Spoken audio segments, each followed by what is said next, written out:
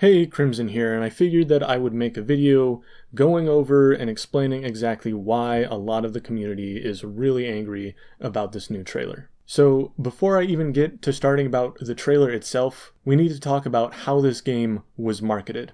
At first, they show us this awesome design that is reminiscent of the first two games, and they show us graffiti, and it makes us all think that this is going to return to its roots, and we'll finally get another gangster game again. But that's clearly not what they're going for. See, we need him for our startup. It's a criminal empire, got it. If they just came out and told us that this wasn't going to be like the first two games, then we would have just accepted it. At least I would have. I was already used to Saints Row 4, Gat Out of Hell, Agents of Mayhem.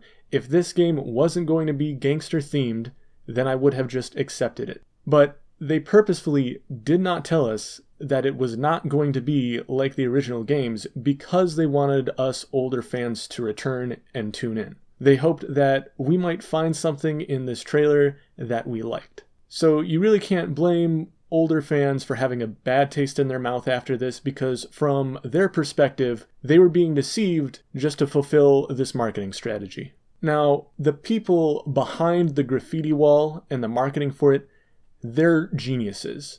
But the people that came up with this trailer are just completely disconnected from what their old fans want.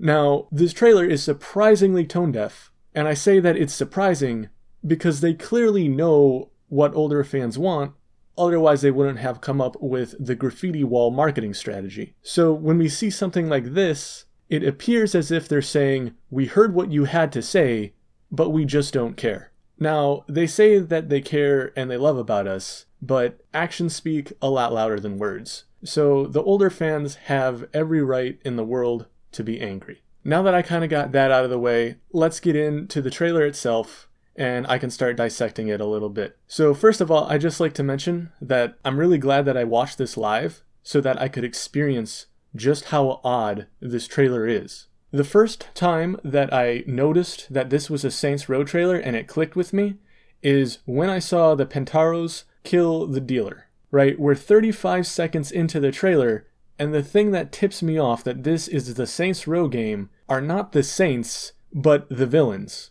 The Penteros are literally more iconic than the Saints that are being shown off in this trailer. If I did not know that Saints Row was going to be showcased at this event, I would have never known that this was a Saints Row game. Now, the first time we even see any definitive proof that this is indeed a Saints Row game is when we take a look at Eli when he's on the car and you can see the fleur-de-lis pin that he's wearing.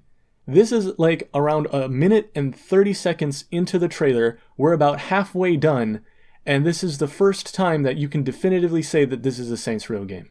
Now, one of the major problems that I have with this trailer is the character writing. Specifically with how cavalier the characters are and how they just don't seem to care that they're in a life or death situation here. For example, Kevin just rides up on his motorbike and starts heckling the Penteros. In the older Saints Row game, what would have happened is that they would have just opened fire the second that they saw Kevin, and he would have just been dead on the spot. And then you have Nina and Eli in the background hopping into the car while everyone is distracted, and it just so happens that the key was left in the ignition. What would have happened if there was no key? They would have just been caught and they would have been killed right there. Now, Nina mentions that they need this to work. This needs to be a success. This hijacking is important. But the entire time they just have this nonchalant attitude. And somehow this car chase eventually leads to them being on top of the roof, and Kevin is just having the time of his life and acting as if this is some sort of roller coaster ride. And Eli is just sitting there on his phone, not giving a fuck.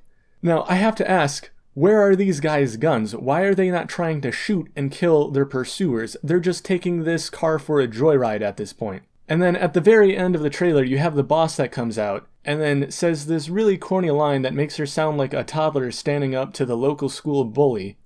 Get the fuck away from my friends.